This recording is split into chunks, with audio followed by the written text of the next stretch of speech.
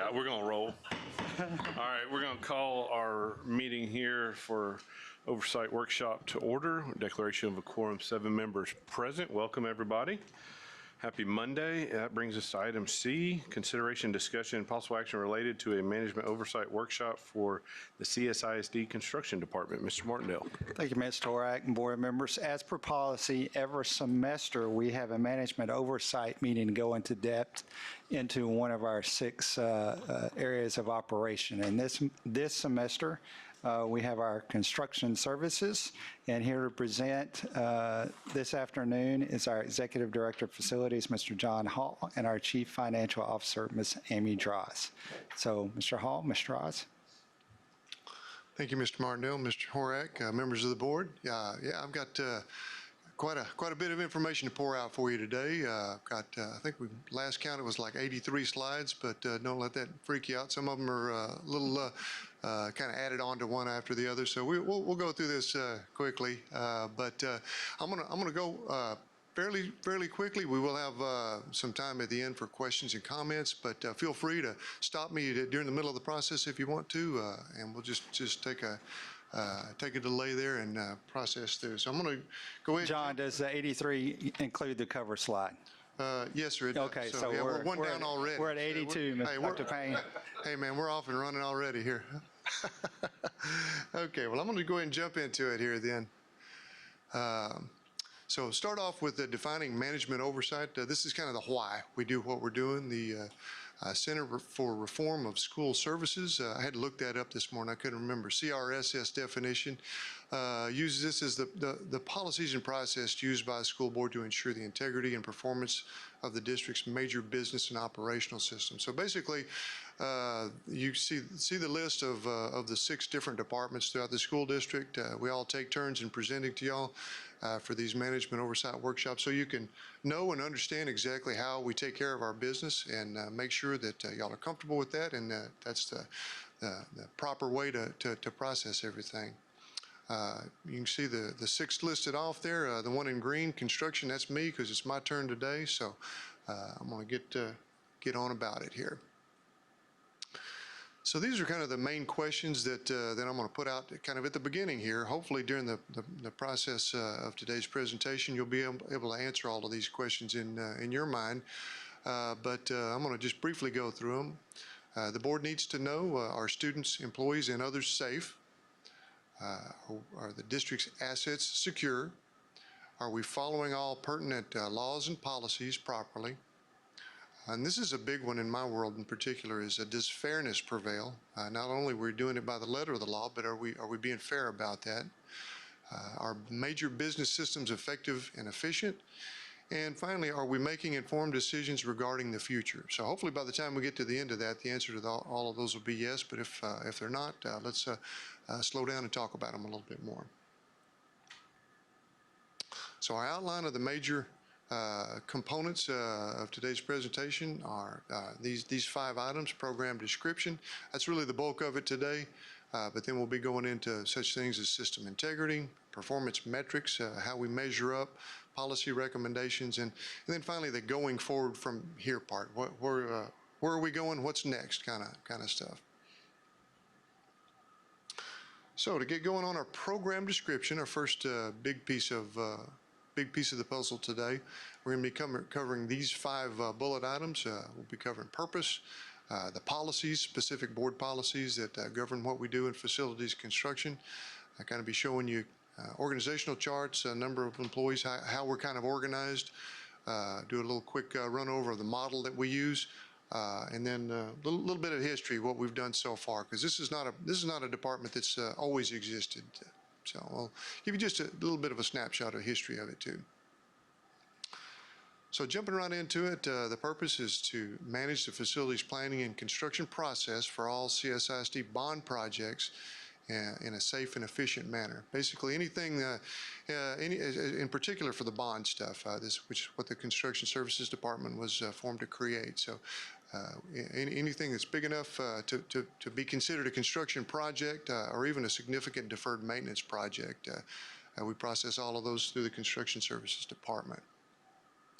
These are the policies that govern what we do in facilities construction. I'm not going to read all of those off, but you can see those. If we need to tap the brakes and reference any of those, we can pull those up for you either now or along the way. But CV legal and CV local, those are ones more particular to facilities construction, and you can see the different delivery methods and other policies that apply as well.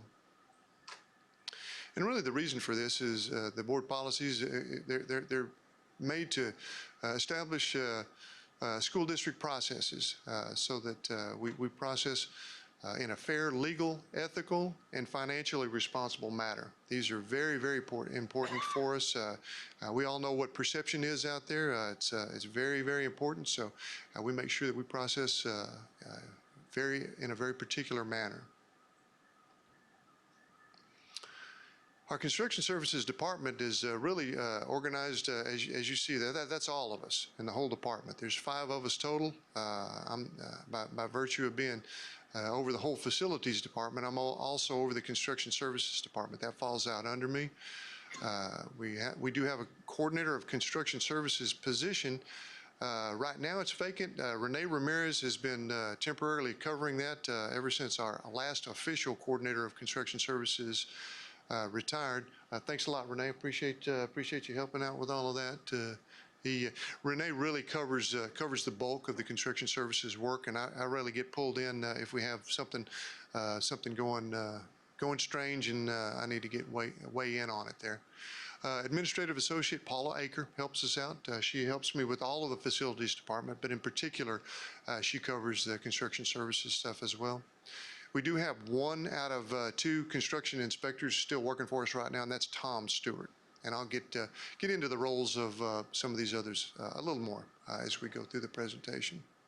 John, the positions fluctuate, or the vacancies and number of folks we have going relative to the number and the magnitude of construction projects we have going on, correct? Yes, sir, that's exactly right. When the last guy retired, and I'll touch base on it just briefly later, but the last coordinator of construction services, we were just finishing out the 2015 bond package. We still had enough volume of work really to justify that position.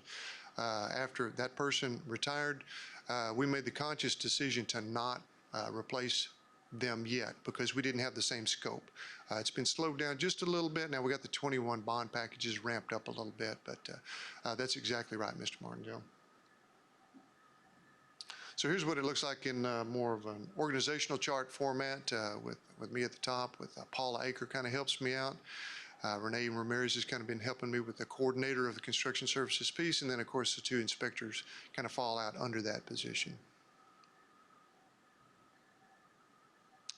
It is important to understand that the general difference between the construction services department and then the rest of my world, which is the facilities management side. We just felt like it'd be a good idea to just drop a slide in here to explain the differences on those 2. Construction basically is the process of designing and building additions, renovations, or new construction of a substantial value. Generally speaking, like I said, that's bond funded. And the other piece of the puzzle in my world is facilities management, which is the maintenance and ongoing care of facilities to ensure a clean and safe environment for employees and students. But basically, the construction side of the house, that's where we build the new stuff. Then we turn it over to the other side of the house for maintenance and keeping it clean and all of that. You know, one of the things I wanted to make sure we understood too about the construction services department is that it kind of has its, almost like K through 12 or the military, it has really its own set of acronyms and everything that are particular to the construction world. You hear stuff like RFIs, ASIs, RFPs, you know, all of these different acronyms that I'll just say normal people wouldn't know what we were talking about. So we do have such things as submittal logs, critical path scheduling, certificates of occupancy, all of these kind of things that you know, some people vaguely are aware of, but they don't know all of the specifics of them. So one of the things that's critically important for our staff in the construction services department is they must have a very good understanding of all the, not only what they are, but all the subtleties and requirements for each one of those. And so we might have a small staff, but it's a very experienced staff, very well versed in all of these different pieces of the construction services puzzle. Another thing I wanted to mention here briefly too was there's a difference in the construction department and other departments, I'll say district-wide. And what I mean by that is construction services is not one of CSISD's permanent operational departments. It really only exists as long as we have bond funding and bond projects to process. So in other words, if construction projects, if we ever completed all of them and bond funding was ever depleted, the department would then be dissolved. And the employees would either leave CSISD or get reassigned elsewhere. So that's an important distinction. When you hire somebody for this department, they have to understand this could be temporary in nature, which kind of falls into the game for construction anyway. It's a lot of transition. It's a kind of a nomadic lifestyle, just a little bit. But people who hire on with us understand that from the very beginning. So talking about the model for the Construction Services Department, this is one that I brought over a couple of years ago, back in 2007 when I came over. It's really based on the Army Corps of Engineers model. Works extremely well for us. It's based on the fact that you, as an owner, you have one person who's the construction project manager or coordinator of construction services in our case, and then you have one construction inspector at least for each significant project. It's a model that works really well for what we do. This is what they use over at the Texas A&M University System, Facilities Planning and Construction Office. That's where I was working for about 6 years before I came over here. So I was pretty well versed in this particular model, which is why I used it when I came over here and first interviewed and was hired on over here. It's worked out really well for us so far. Just a brief history. I could go on and on about this stuff. I love talking about all the stuff we've done in the past, but we put it all into one slide here. Basically, in the summer of 2007 is when I came over, set up our bond to really support the 2007 bond referendum at the time. A couple of months later, I hired an administrative assistant. We ended up with a construction inspector pretty soon thereafter. And really, 2008, we were off and running. We did several projects, and I'll show you kind of a little snapshot of those here in just a little bit. But fast forwarding over to 2013, the guy who used to run the maintenance and operations department decided to retire. And so Eddie Colson, Clark Ely asked me if I'd be interested in coming over there and picking up that part of the house as well. We came to an agreement, and I came over there and took that on as well. The only thing I asked him at the time is, can I replace myself? And so they allowed me to do that and hire a construction coordinator at that time. Fast forward up to 2020, that construction coordinator retired. It was due, as Mr. Martindale mentioned earlier, to slow down of construction. And so between myself and Renee Ramirez, we felt like we could handle it at least for a while until the scope kind of ramped back up. Which is where we find ourselves now in 2022. We were able to handle that first crazy summer of the 21 bond package, but it's picking up pace a lot now.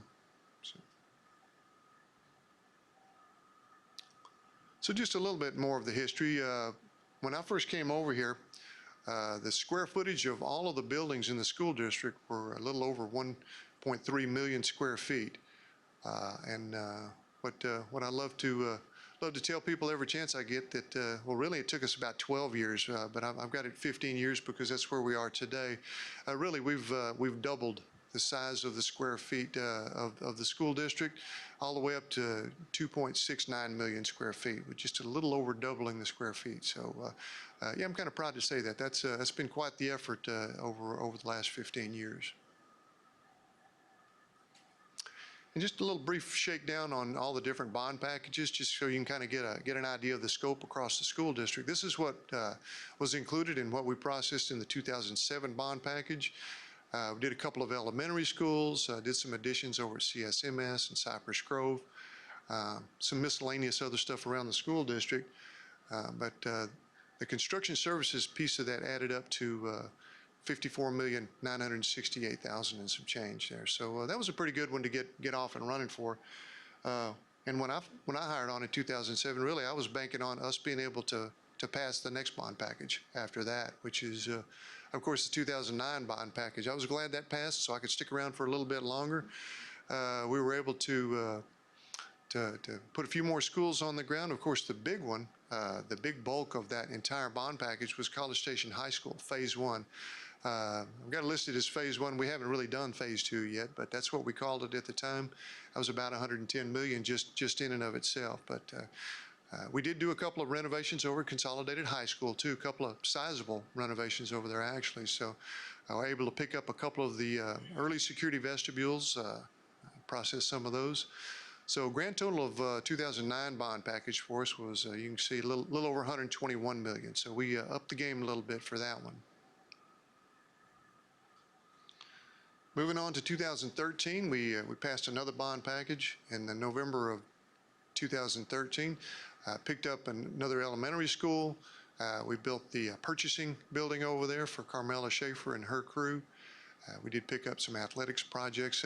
We built College View High School over there, right across from the golf course on campus at A&M. Then you can see we also picked up about 5 more security vestibules during that process as well. The room we're in today, we did that. This was a central office warehouse to offices conversion. This used to just be a bunch of unconditioned, hot warehouse space back here. We converted this whole back of the building at that time.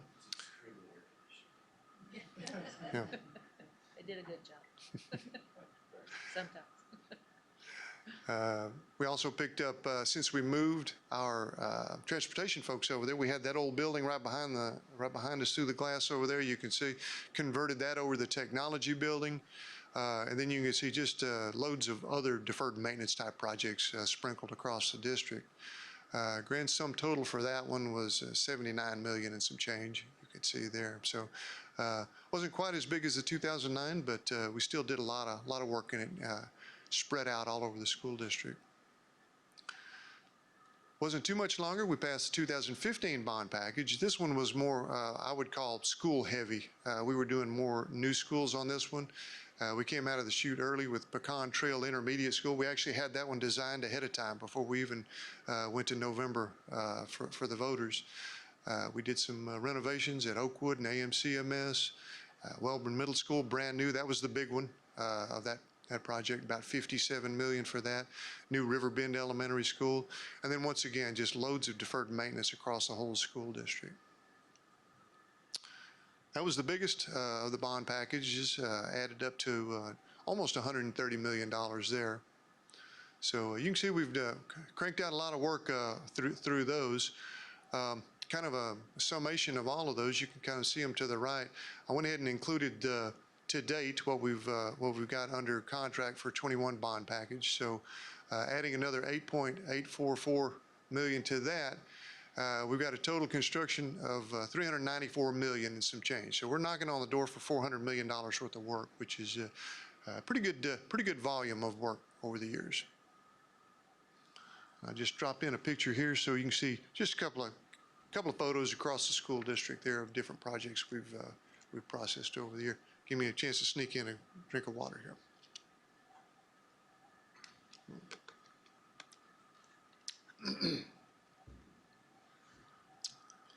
Okay, so any questions thus far on anything? Okay. Yes, sir. And I have not reviewed the local policy for the exact language, but I've noticed so far throughout the presentation, the language in writing seems to be that it deals with bond funds and construction. I'm sorry. I'm sorry. The language that we've seen in writing up there has indicated that the construction department deals with bond funds and construction from that. But then you've also said that any other construction outside of facilities maintenance is also dealt with by this department.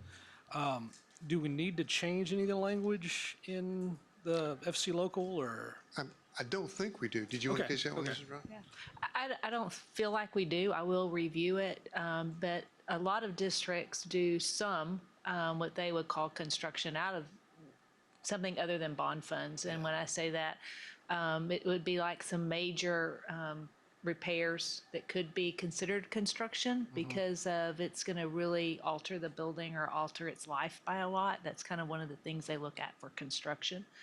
But I will make sure that it's not specific to bond funds, but we can legally do things that are construction related out of the general fund if we can find Yeah. the funds to budget for it. Okay. Yeah. I just want to clarify that. Yeah, I will make sure. I don't feel like it's that specific that says bond funds. I think it more just says construction. And in College Station ISD, that historically has been bond funds, or at least since 2007. Yeah, that's what I was going to ask to follow up. Since 2007, pretty much everything that we would consider construction came out of those bonds that you just reviewed. Yeah.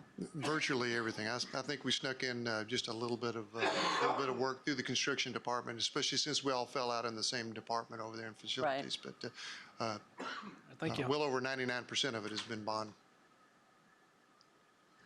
Okay, well, I'm going to push on then to the second section of the presentation that we're calling System Integrity. Just a brief overview of system integrity is, and this is something that we hold near and dear to our hearts in the construction department, and that is that we hold each other mutually accountable to a very high standard of ethics in our department. We are transparent in our processes and open and honest in our communications. And we protect the good reputation that CSISD currently has in the industry. People like to come back. Subcontractors like to come back and give general contractors bids on our work. They like working for us because we do things the right way. We're fair and upfront, and we reap the benefits of that on bid day typically. Some of the other items I wanted to catch for system integrity includes selection of our construction delivery model for bond projects. You'll notice that as we get off and running on a bond project, we typically bring something to you for the delivery methods that we like to use. We've got a couple of them that we typically choose from in our toolbox there. We tend to go with construction manager at risk projects more. As well as competitive seal proposals and job order contracting for smaller stuff. We also go through a very particular process for our selection of architectural firms. We use what's called a request for qualifications process. And what that means is we really don't ask for fees or pricing. When you do a process like this through engineers or architects, really we're not allowed to ask for fees. We're only checking for qualifications at that point. So we go through a very particular process like that. Short list, interview process. I think Mrs. McAdams has served on one of our committees in the past for some of that, but it's a good process. Also, when we get over to selection of general contractors, we go through a request for proposals process, and that's where we do consider fees and other criteria. When you hear a lot of people talk about either an RFQ or an RFP process, basically that's the difference in those two. So digging down just a little deeper in the competitive seal proposal world, that's really what more people think about as more like your owner and general contractor arrangement. It is important to note that this is not, we don't bid things out and take low bid. That's a different animal than a competitive seal proposal. And what I mean by that is best value is determined by more than just price. Sometimes it occasionally happens where we'll have somebody put in a competitive seal proposal for us, and there will be the low bid, but they lose points on such things as reference checks, safety, other type criteria that are all listed up ahead of time. And occasionally it happens. It happened here just recently for a project that somebody gets outscored by somebody else. So. We do have general contractor bids on our design documents, and they are scored via this process. So that's what makes the difference for it occasionally. Generally speaking, the low bid will get it, but every once in a while, though, somebody will sneak in and get it. Competitive seal proposals, just generally speaking, are better suited for smaller, well-defined projects that you can get a nice, clean set of drawings and specifications, which includes the majority of our 21 bond work. I say the majority. We do have one project that we came to you a couple of months back. That's the seam at risk for the CTE Center Phase 1. That's the one exception for the current 21 bond referendum. So construction manager risk, it's really it's a little bit different animal. Just to make sure y'all understand this delivery method is where we hire on their CM at risk contractor for a given amount of projects. We've used this almost exclusively in some of the bigger ones that were what I refer to as school heavy. If we've got 2 or 3 significant, large, complicated projects, we'll usually pick one CM at risk. We could pick 2 or 3 if we wanted to, if it was big enough.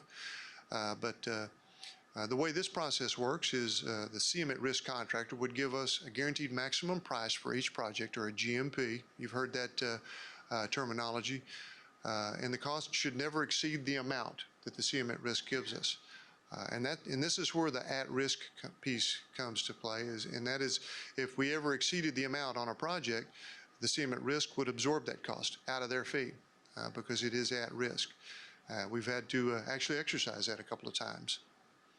And then, of course, at the end of the project, typically, we'll have at least a little bit of savings, and all savings would then revert back to the school district at the end of a CM at risk project, which that's good. We've pulled back lots of savings over the years, and we were able to convert those into more and more projects. So, and really, the CM at risk delivery method is best suited, like I mentioned earlier, for bigger, more complex projects. Now, the supervision process, of course, that's a big piece. That's why we primarily exist in the Construction Services Department. All bond construction activities are closely monitored by the little short list of people that you saw earlier for the Facilities Construction Department. We oversee all different contracts across the board, really. We oversee the architectural firms, CM at risk contractors when we have those for big, complicated projects. Competitive seal proposals, general contractors like we're doing now. We have several of those out there. But we also go kind of above and beyond that. We do other stuff like construction materials testing firms, test and air balance firms. That really falls out in the soft costs that we do directly for the school district. Excuse me, and occasionally we help out. We don't really run this one, but we help Carmela in the purchasing department for such things as FF&E, furniture, fixtures, and equipment. When we purchase a whole school full of desks and stuff like that, we'll help with that process as well. So the 3 primary areas of concern when we supervise anything, really, as most things do in the construction world, fall out into one of these 3: quality, budget, and schedule. So these are kind of the big 3 of our construction world. I'm going to be catching how we supervise each one of these 3 next. So we'll start off with supervision of quality. I'll say when we get a construction project off and running, really our first line staff for monitoring quality is our construction inspector. This is, I mentioned it earlier, this is our guy, our boots on the ground guy to be out there. They're the ones who are out there on site every day. They're reviewing the work for materials being used, methods being used. They check every single thing that they see against our plans and specs to make sure that we're getting every single thing that we contracted with them to do, and nothing less. Occasionally, we do have to hold back payment just a little bit until a portion of work is, if it's not correct, until it gets correct. And then, of course, our construction inspector also helps us keep an eye on safety in compliance with OSHA requirements. That's a contractor responsibility, but we help them out if we do notice anything that needs to be tightened up on. Another piece of our quality world is the total budget for funding independent third-party verification. This is what I mentioned just a little bit earlier, and that is one of the pieces is construction materials testing. This is for such things as checking our soil for density and moisture. If you're going to pour pour a slab on grade or a bunch of paving for driveways, you have to make sure that that dirt underneath it is capable of holding it without moving around so much. We do concrete compression strength testing. You'll see the testers out there pulling concrete cylinders. That's what they do for that, and they take them back and they crush them in their lab and give us the reported results of how strong it was, which have to meet our specs. We also do like structural steel inspections. After we get something stood up, they come out and check to make sure our bolts are torqued right and all the welds look to be appropriate. And another piece is test and air balance. This is at the very end of a project on the interior of a building to make sure your HVAC systems, all the airflow requirements are perfectly matched to the design. Occasionally, we do a renovation project on an old building. We do have to check, test, and if we find any asbestos or mold, we occasionally have to do some abatement, which is, that's just a fancy word for removing any asbestos or mold we might find.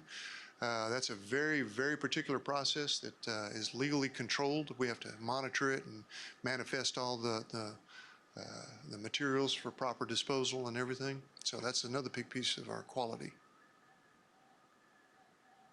Now, for each of these firms, I'm talking about materials testing and test and air balance. We also go through an RFQ process, and we rank order to make selections for these. We do utilize local firms when possible, which is almost all the time. Just a little quick list of local firms we've used in the past include Gessner Engineering, CME, Terracon, and engineered air balance and specialty engineering for the test and air balance side of the house. So we try to get those local firms in as much as we possibly can. Which shifts us over into the supervision of budget next. Starts with establishing a budget during bond planning for each of the projects. If you go all the way back, some of you served on the 21 bond planning committee back in the spring before that even happened. That's a big part of it. It starts all the way back there for establishing, how much does a new elementary school cost? How much does it cost to do any particular piece that we're reviewing? So we have to establish something that we can work with at that point. Then assuming we go through as far as the bond passing, then that budget is tracked and the scope of work is reconciled at key points during the design process. What we don't want to do is over-design a project so big and so complicated that, it costs well beyond what our budget was. So we do check those and refine that process as we go. And then, of course, you fast forward to bid day. That's when the rubber meets the road, right? That's when we find out if all that planning is accurate or not.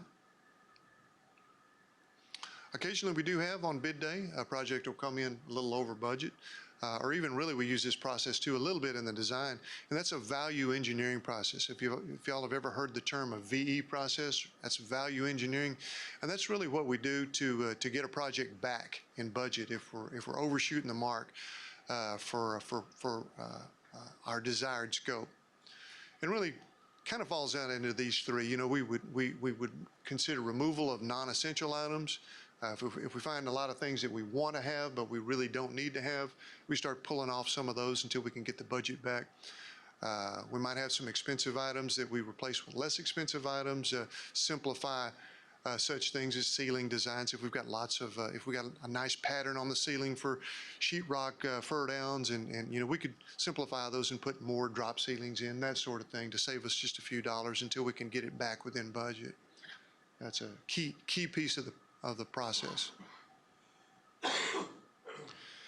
Then, assuming we get through all of those hoops, we're off and running with the contractor, and y'all approve whatever it is that I pitch past you for a GMP or a contract. Then we're off and running with our contractor. We create what's called a schedule of values, and basically that's a full breakdown of the entire contracted budget. Every dollar that they have in there, we put into this schedule of values, and we break down each piece of work so far and in so much detail by labor and material that it's really hard to argue one way or the other. This is reviewed by our staff as well as the architect. And it really becomes the basis for our pay application. Once we dial in on this, exactly how much each piece of work should cost, we don't change it at that point. For instance, if we have area A of a building, we've got it broken down, we know it costs so much money to put in metal studs for that area, and they're charging us, say, 60% for that. Well, we can walk around quickly and say, okay, well, they only have maybe 20% up. Well, we'll dial back the pay application as a result so that they don't get ahead of us. And really, the schedule values also includes a modest amount of contingency budget for unanticipated needs. We have to leave a little bit in there for, give us a little breathing room if we have a little bit of a scope change or a little scope add, if our principal wants a little something, or if we're digging out there and we find a giant piece of concrete half as big as this building, we have to dig up and hack into pieces and pull out of there so we can get our drill piers, that sort of thing. So we do have some contingency budget for that. Pay application process goes through each month with our general contractor or our CM at risk. Once again, we have everything broken out as a percentage. And we do, it's important to note that we typically pay within 30 days by contract. Even quicker than that, we usually crank it out in about 10 days once we get it processed through our business office. This keeps our cash flow moving properly, but only under a very, very controlled process. And just by the way, we do hold 5% retainage until all the work is completed at the end. We don't release that until the very end, so we don't get into situations where we have a few punch list items that are getting straggled out.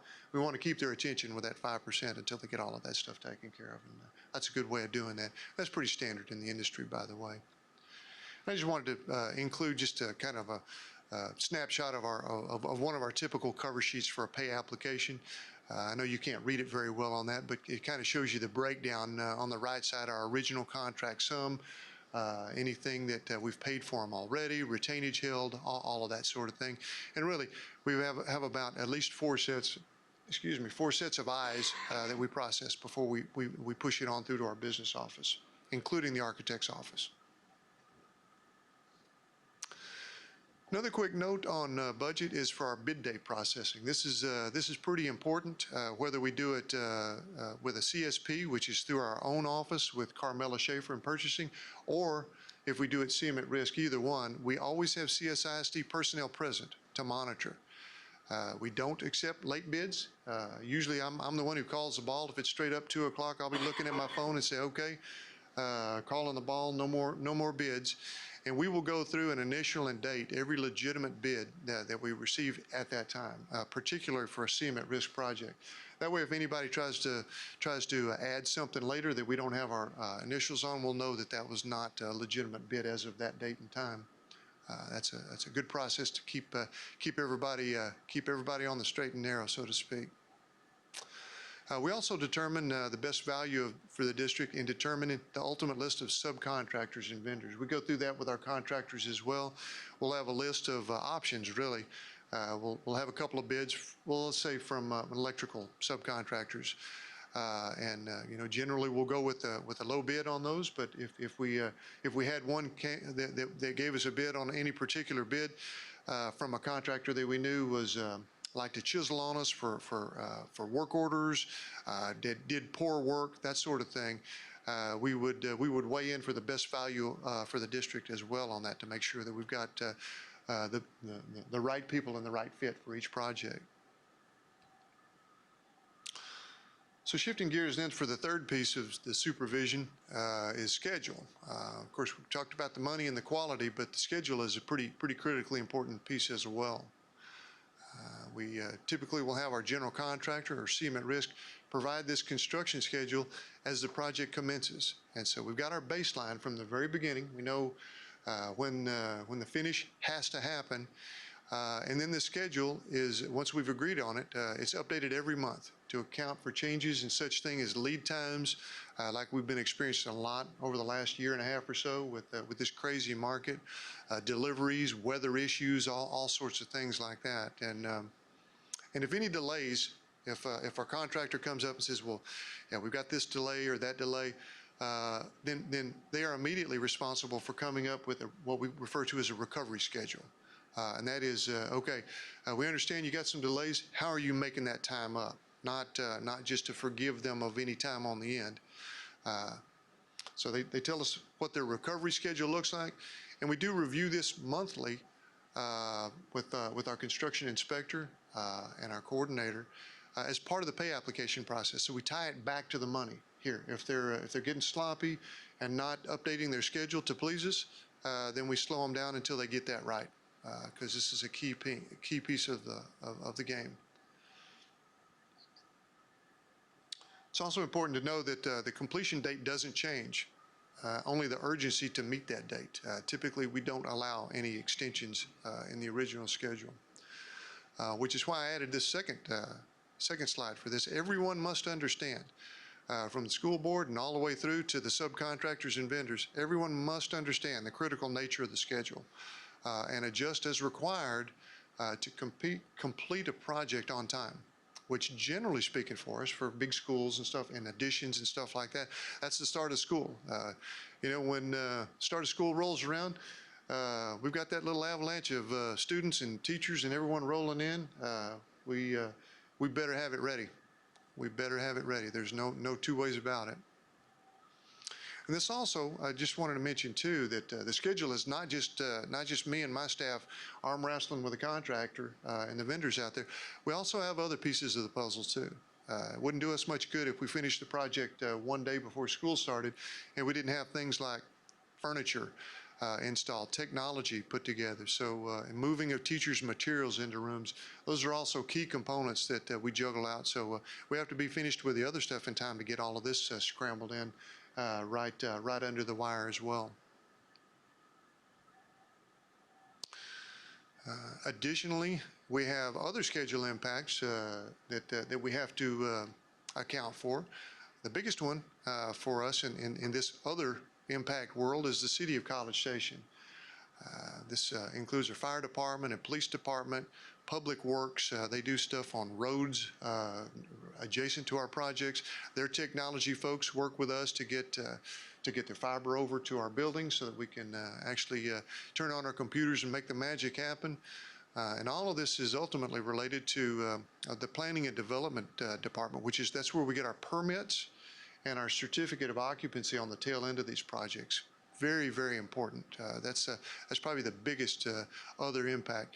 And I just did a little quick list of the other ones as well that will be adjacent to our projects, such things as TxDOT. Sometimes they have some road work, like they did some stuff out at 2154 out by Welborn Middle School, such things as that.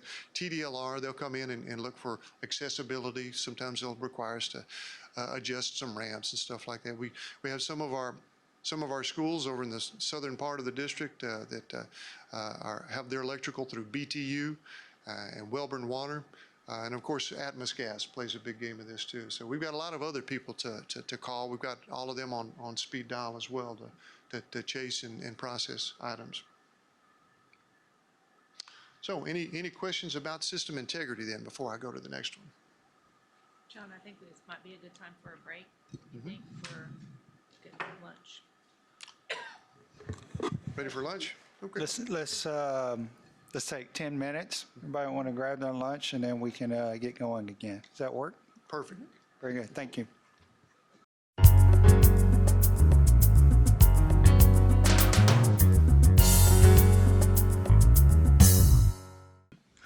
Okay, left off, just about to start on performance metrics. So performance metrics, question we ask about that is, what measure do we use in facilities construction to determine how well we are doing? A couple of things we want to look at is, first of all, develop the metrics, and then to determine the performance targets or goals. So two different things we're looking at. As we go through this metric section, please just keep in mind that the board input we would, if y'all want to provide any on this, would be, are these the correct metrics? And are the performance targets or goals correct? So once again, performance metrics falls out in a very similar manner that supervision does along these three areas: quality, budget, and schedule. So I'll start off with the quality. And so we had lots of discussions on this over the years. Really, how do you define quality in terms of numbers? It's kind of hard to get your arms around sometimes. But the one we came up with a couple of these board management oversight workshops back was how many warranty items were processed per $1 million worth of project. That seemed to be a good one. So the more warranty items you get, the lower the quality is. And so what we decided before we did the last round in 2019 was a goal of no more than 4 warranty items per $1 million worth of projects would be a good, seemed like a good baseline for quality. And so you can kind of see how we shook out over the years for that. 2007 bond package had just a little bit more at 4.87 per million. We did a little better in 2009, did a lot better in 2009 actually at 0.51. 2013 we went back up just a little bit at 3.55. We had to change contractors in the middle of the 2013 bond package. 2015, we came back in more along the lines of what we expected to see, about 1.47 warranty items per $1 million worth of work. And it's early, but we're looking pretty good on the 21 bond package to date at 0.34 warranty items per $1 million worth of work. Construction metrics for budget. Budget is a little easier to add up, and so what we figured is, what is the percentage of projects completed within the contract budget and total project budget?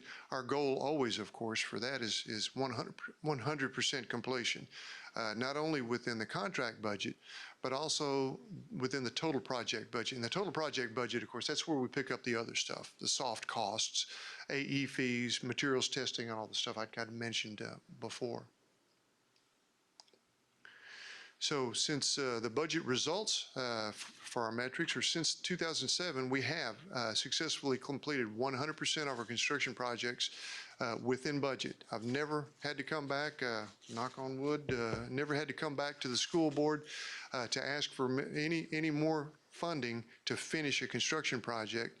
And since 2007, 100% of the construction projects have also been completed within the total project budget as well. So not only have the contractors finished what they needed to do, but we were able to wrestle everything within budget for such things as furniture, materials testing, all of the other stuff that rolls out with that. So so far so good. Never had to come back to the school board asking for more money with my hat in my hand to finish a project. Another item that we decided to track would be, what is the cost to the district as a percentage of the contract budgets for having a construction services department to manage these school bond projects. And really what we're talking about there is comparison for, okay, we set up our own construction services department within College Station ISD as compared to if we farmed it out, if we outsourced it to a program management firm. Really, that's kind of what we're looking at comparing here. Our goal was, with our own department in-house with skin in the game right here, it would cost us no more than 2% of our contract budgets, which felt like a good number when we established this goal many years ago. And once again, considering that program management firms charge something like 7% for comparable services that we provide in-house within our little department. So we had to chase out some numbers to figure out if we were meeting this or not. First of all, the total costs for the construction services department from 2007 all the way until now, we haven't even crossed over $4 million yet. $3.9 million grand sum total for 15 years worth of construction services department being in existence.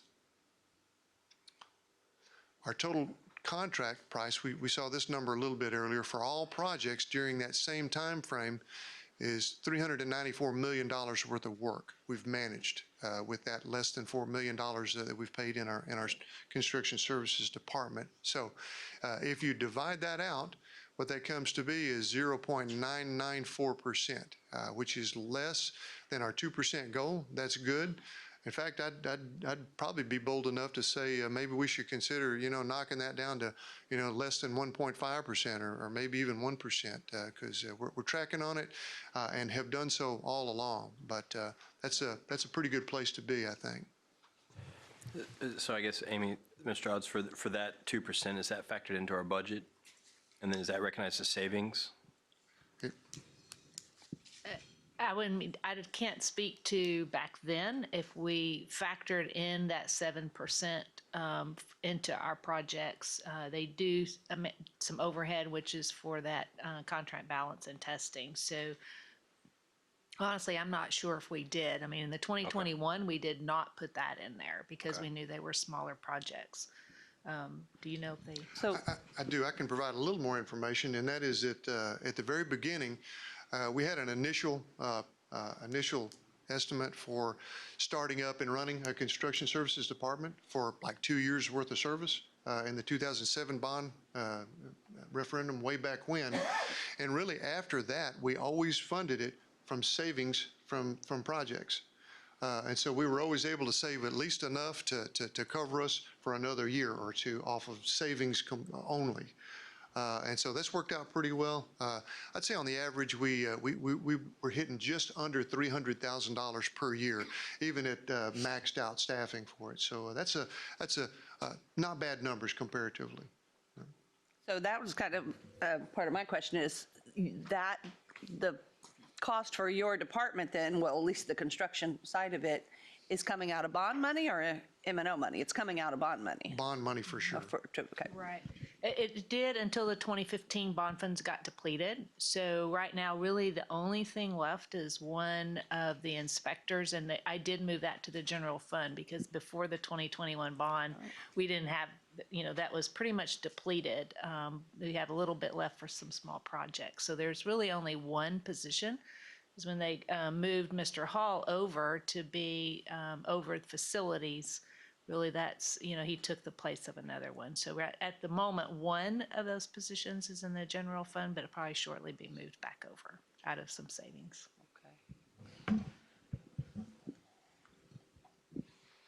Okay, we're good on that one?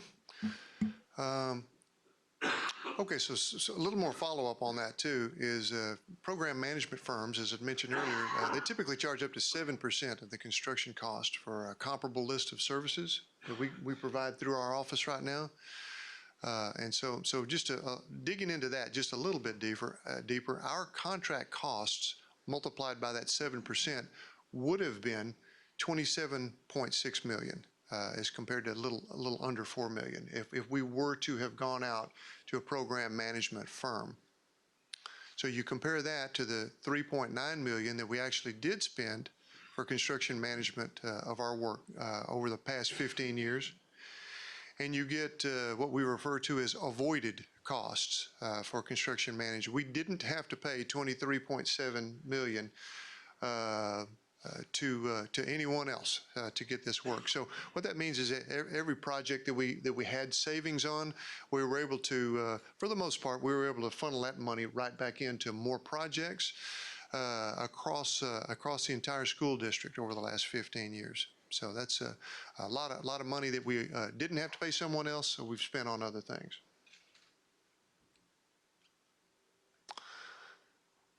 Another piece of construction metrics, of course, is the schedule. And what we wanted to look at for this is what percentage of projects completed within the original schedule. Did we finish them on time or not?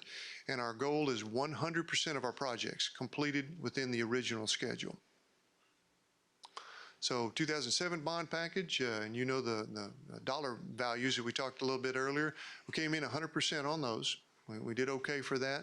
2009 bond package, including College Station High School. Finished that one just under the wire, got everybody moved in. All of those projects came in clean.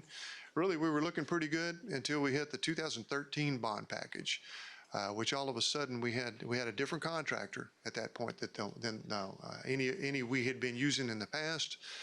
They struggled a little bit with the scheduling piece. They got it done for the right budget. They just couldn't get it finished quite on time. So we had a couple of projects. You can see 4 of them were all from a single contractor. That, by the way, we finished up with a different contractor.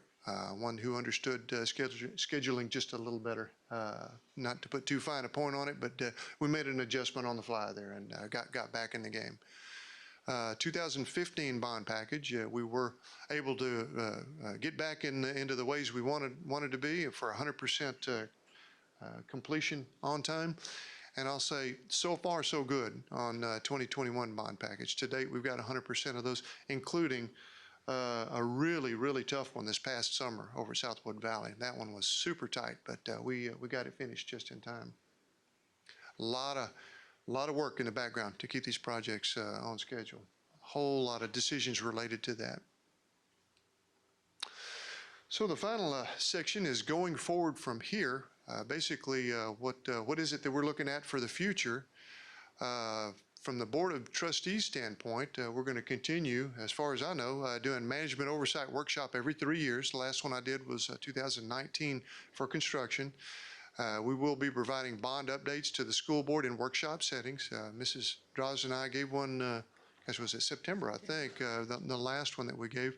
And then, of course, any active construction projects, y'all see, primarily this falls out for the summer, but we'll give weekly updates for those with a little color digital photos so that if anybody corners y'all up in the HEB or something, you can have a sound bite or two. You'll know exactly, well, I say exactly, pretty close to where we are on projects, how we're tracking. Or Kroger or wherever you go, Mr. Horak.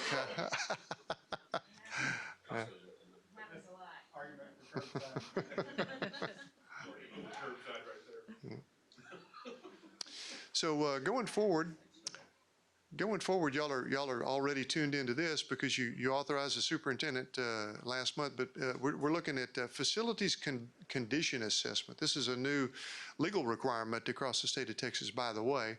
It wasn't until just recently, but we are required, as all school districts across the state of Texas, to perform a facilities condition assessment, or FCA.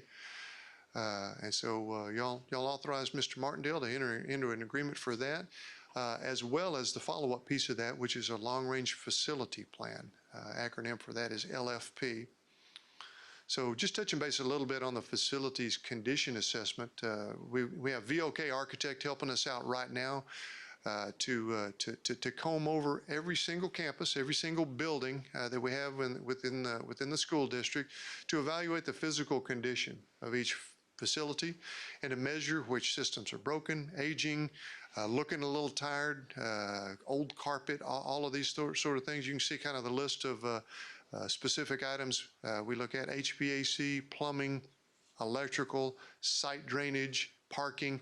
It just kind of runs out, and there's several more than that to fill up a whole page just listing off all the bullet items. But we take a very comprehensive look, and it's not just VOK looking at it as well. We have questionnaires for our principals and assistant principals and teachers. VOK meets with me and Renee and the rest of our staff. We review all of these things because some things we're aware of that they wouldn't pick up on just a walk around. And of course, as part of that facilities condition assessment, we have to assign an estimated cost, and we start working out a timeline on it too. Is this like super urgent, or is this something that could stall out a few years and we'd still be okay? So we go through all of that process.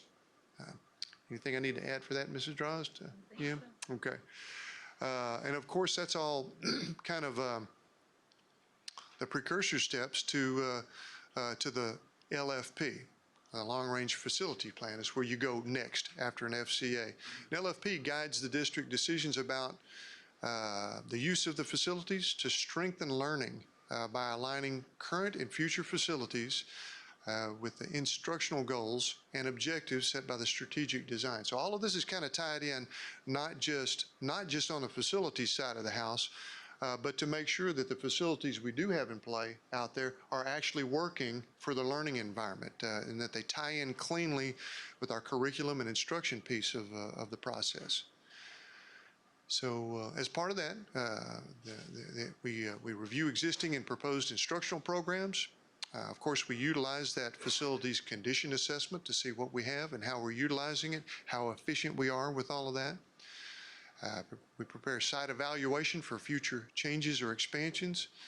We consider educational specifications. Maybe some adjustments there are warranted from time to time.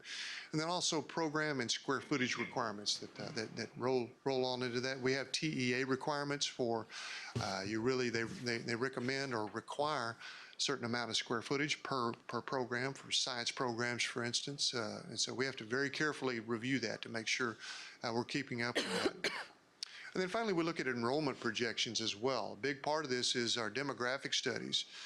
So we want to make sure that not only is it working for this year, but it's looking pretty good for the next 2, 3, 5, 8 years out as well.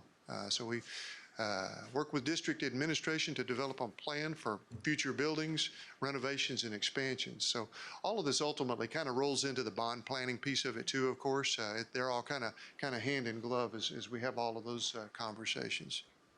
John, what a good example of that have been in the past for our district have been the flexible learning spaces that we put into, I think it was all our intermediate and middle schools. We did that a couple years We back, had them in our right? high schools, middle schools, and we pushed it all the way down to our intermediate schools. Yeah, Because they were just classrooms they didn't have, and education was, changing, and we realized that they needed those spaces, and so that's a good example of that. all of that. The answer to your question is yes. All of that is being considered now and being reviewed very carefully. Those collaborative spaces, you mentioned something interesting. At the time, everybody thought that was such a great idea. Works perfectly for some campuses. Other principals, other teachers are not quite so hot on them, I'll say. So we're looking at if they were even worth, okay. I see. Some of them love them, some of them not so much. But, Okay. but yeah, all of that is for sure being considered, so. And then I'll just say above and beyond that, we have some, just within the department itself, looking forward, we do have some facilities construction department challenges. One of those is the increased scope of work that we have now that we're seeing, really it's kind of ramped up just here recently as we prepare for the summer of '23. That increased scope renews the need to hire our coordinator of construction services again to replace that person who retired a few years back to cover, I'll say, not only the volume but the intensity of the projects. Biggest trick for all of this summer work that we do is it's so intense and we only have 9 weeks to do it.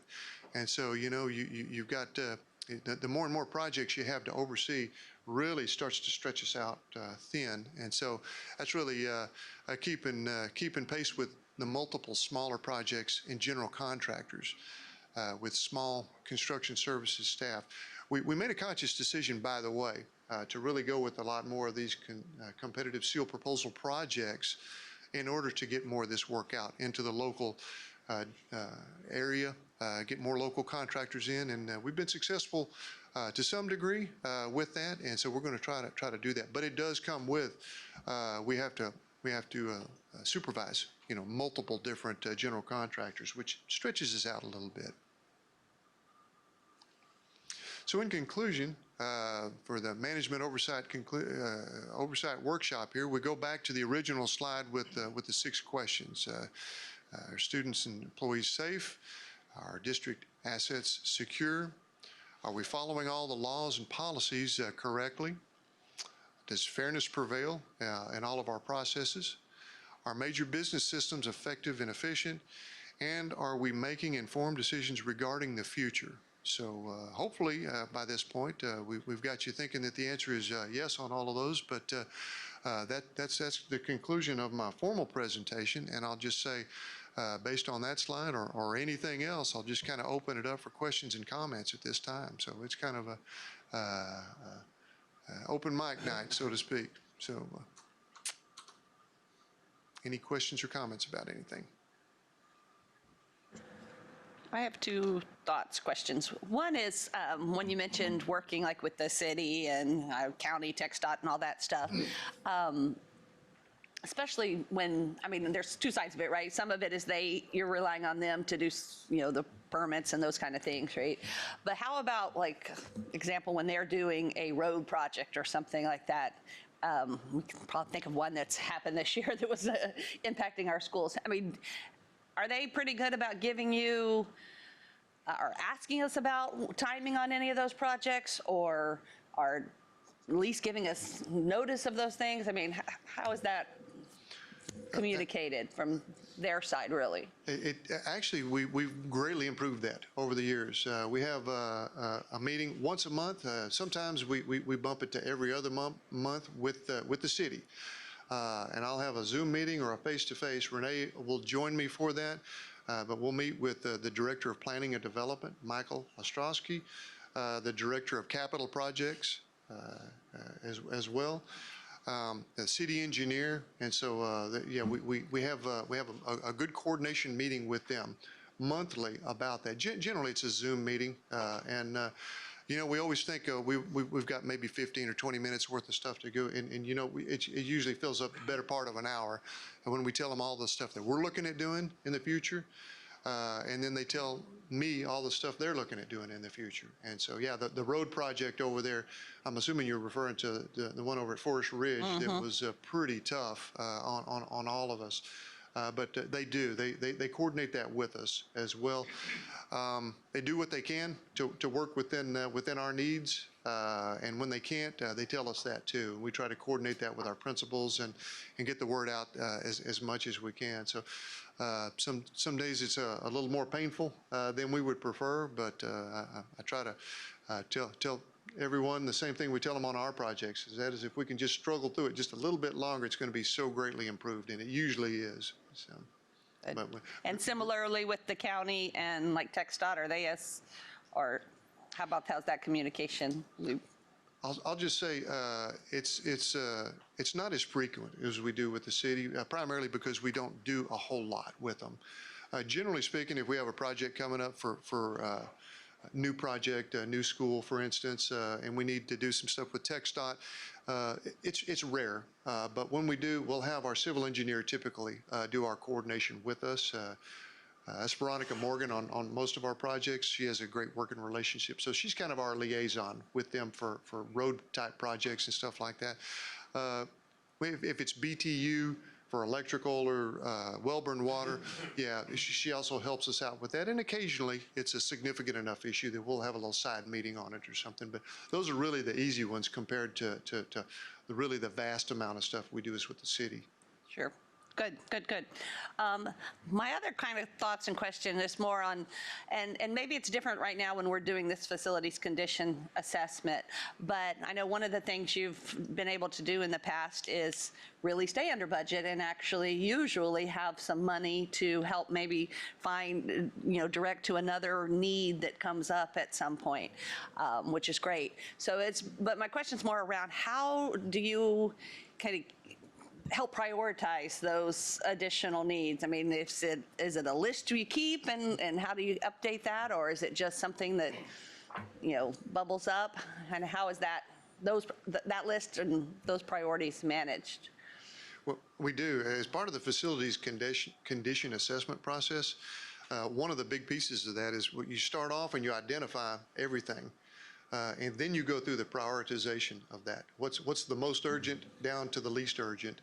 And so we do have a running list of what's the most urgent. Now, it may be that all of a sudden we have a significant piece of HVAC equipment just lays an egg on us, and we have to scramble. All of a sudden, that one jumps up way high in the priority, especially if it's pretty hot outside.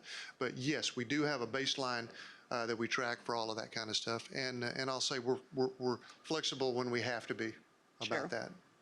And just to follow on that, who's kind of responsible besides your team, how to get, when we're not in the middle of a facilities condition assessment, to kind of gather any of those changes besides a catastrophic kind of thing, but just updating on a more maybe annual type basis, that kind of.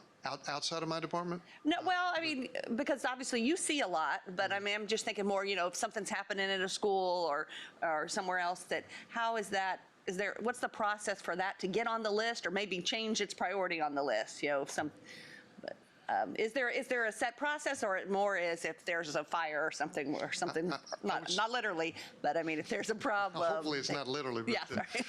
And I would say it's less formal than the other process. When we do have things come up, I coordinate with Mrs. Drozd frequently about things. And if it bubbles up, I'll say to a significant enough issue, then Mrs. Drozd will share that with the cabinet or pull me in to meet with the cabinet and to kind of explain to them what it is that I'm seeing. So. Yeah. They also use their work order system. So, if they're getting constant work orders, they go fix it and it comes back next month, another work order. So how frequently those work orders are coming in on something, that may determine if we need to move it up. And then, Mr. Hall works with me very well. We kind of look at it and determine the severity. Can we fix it within our general fund budget, just as general maintenance budget, or do we need to get looks for some other sources. So we kind of work together on that if he's concerned about just pulling it out of his budget. I would imagine that factors into cost and scale too, right? Something might be on the list, but depending how much money's available would determine whether you can get. Absolutely. Okay. Sure. And a big part of that plays into the deferred maintenance side of the bond package as well. That's a little bit fluid, but mostly we've got this prioritized, and we know what needs to be next and when. Got it. And so as I keep marching up in here on these board meetings and pitching these projects to you, generally speaking, that just tracks right along with what we were anticipating. Well, and obviously you're looking at lots now, and it can, it's, like you said, since you started, it's doubled in how much you have to be kind of keeping on that list and monitoring. So just, it's a bigger pool of things that you're having to manage. So And thank you. as Mrs. Draws mentioned too, that's a little more of, it kind of overlaps into the operational world too, that I gave on the other board management oversight show about our facilities maintenance side of the house too. We pick up some there. Sometimes we can find some funding for this or that, outside of the bond world. But in the bond world, that falls out in the deferred maintenance piece. So they all kind of overlap a little bit sometimes. So I was going to say both to Mr. Odds and Mr. Hall, amazingly efficient and lean, because you're talking about it costs us about $3.6 million over the time frame, and we get a shy of 9x return. In the private sector, you're looking at this industry be having a 3 to 5x return. So that's an amazing, efficient return on our investment. So I really appreciate that management, the quality. And it's not like we're doing a really good job with it. It's not like we're cutting corners everywhere and working out of sheds. Our students have really good facilities to go to. Our teachers have all the good technology. And we're getting a 9x return for an industry that's used to getting 3 to 5. That's amazing. That's one of the things I like to crow about just a little bit when given the opportunity. Thank you. I just say that I really like getting these reports, just because this is one of the things that I don't think we don't think about. We just kind of take these, at least I tend to take this type of stuff for granted, right? Especially since it operates so smoothly.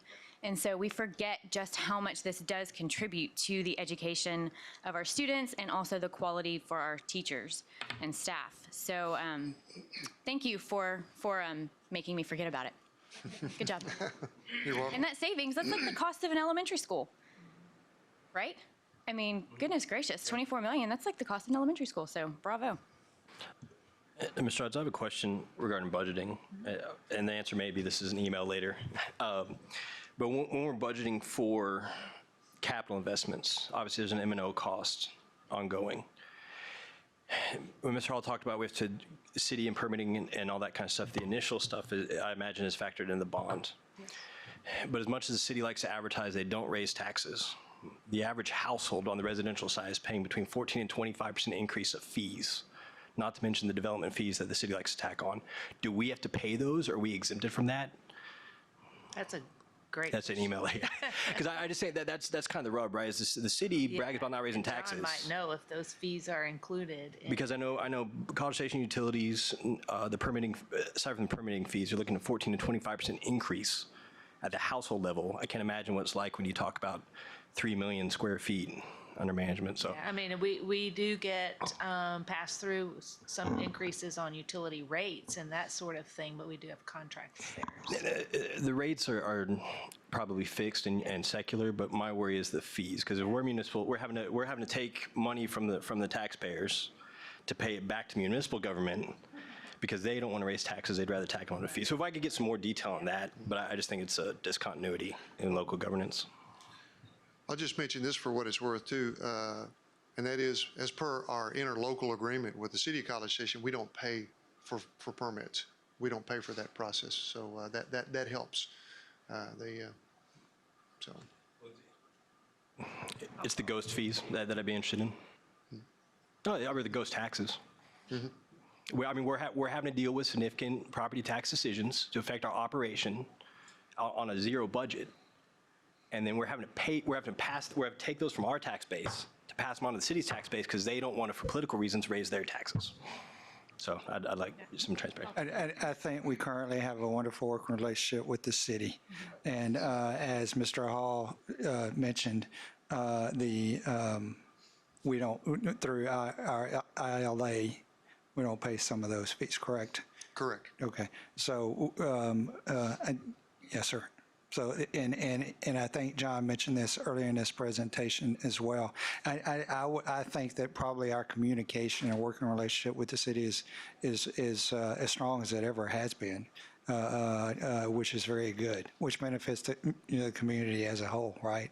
And all of our taxpayers. So we're appreciative for their efforts and work and partnering with us and all kinds of opportunities.